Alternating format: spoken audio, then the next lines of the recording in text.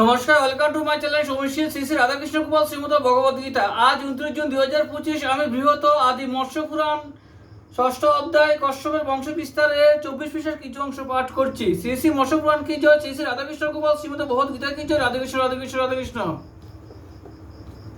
সুগ্রীবী, গৃধ্রিকা, সুচি, সুখী, ভাসী, সেনী এ ছজন ছিল তাম্রার নন্দিনী।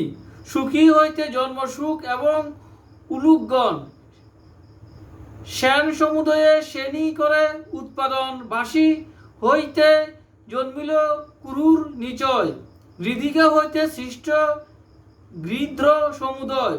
সূচি হইতে হংস, ক্রঞ্চ, সারসাদি গণ। অশ্ব আদি সুগ্রীবী হইতে উৎপাদন। অরুণ, গরুড় দোহে বিনতা কুমার। সৌদামিনী নামে এক কন্যাও তাহার।